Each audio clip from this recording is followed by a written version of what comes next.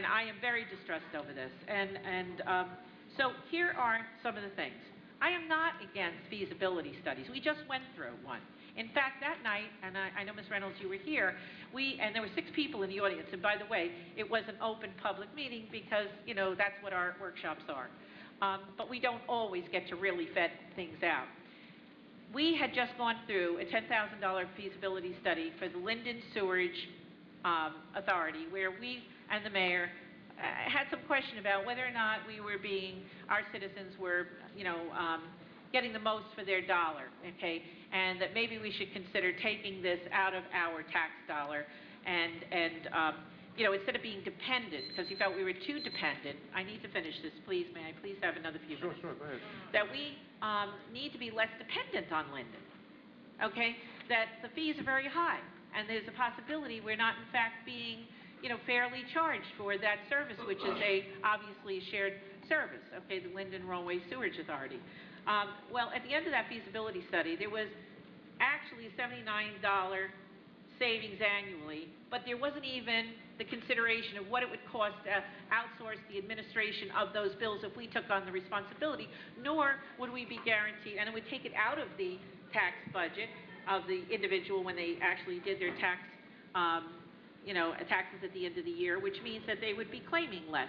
There is all kinds of things that go on when you do these studies, okay, that you have to consider, that you have to have time to ask, that you have to research thoroughly before you impose ideas as definitely going to be done to the public, okay? That's what you hired us for, to do our work. And believe me, when I tell you we get a resolution at a workshop meeting, and that's supposed to be the end-all, it's not the end-all, because first of all, feasibility studies, we should be looking at the kind and who we're going to hire and have proposals and how much is it actually going to cost us, because it's probably going to cost us more than $20,000. And that also has to be thought about. We have a fire department that also is an ambulance service. Okay, as you heard tonight, they brought in last year $300,000 for that service. Okay, so we need to ask questions about that. So let me just say that the Linden Fire Department does not incorporate an ambulance service. They have a separate one. So the question then, what happens when we no longer have ambulance? There is so much to question here. There is so much to vet out, okay? The young lady made a comment about our home insurances.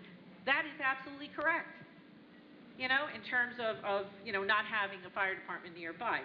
There's other things. There are laws. An example would be that if you are 1.5 miles, I believe, or 2 miles away from a ladder company, you are in violation of safety laws. Okay, the fire department, we were told, had 2 new fire departments in Linden. They do not. They have been given grant money from the county and also bonded to rebuild appropriately with the state-of-the-art, you know, equipment in their 4 fire stations, of which, you know, the first one is to close down the one on Wood Avenue, move it to DeWitt, and that is 1. There are 4 fire departments. 1 there, okay, which they've always had, the one on Chandler Avenue, which isn't a ladder company fire department, and 1 at Tremblay Point, and another one on the other side of town as well. They are 3 miles from the 1st and 2nd Ward. I am worried about the east side, okay? 5th Ward, we're close. You know, this has been an underserviced area. We need to be very serious about this. Now, I'm taking my emotion out of this, firefighters. I'm sorry. You know, I feel like the rest of the, because you've come to my house when my mother was alive and done things that were amazing. But I have to separate here because I represent citizens here. And so when we're talking about feasibility studies, I have to have the right to support the mayor and other council people if they believe that that's the right thing to do. But we have to have all our information. And before we start talking to the newspapers and upsetting people, and we have to talk to each other up here.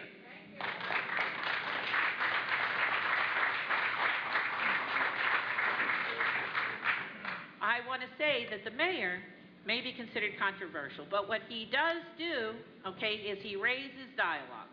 So please, let's give him that.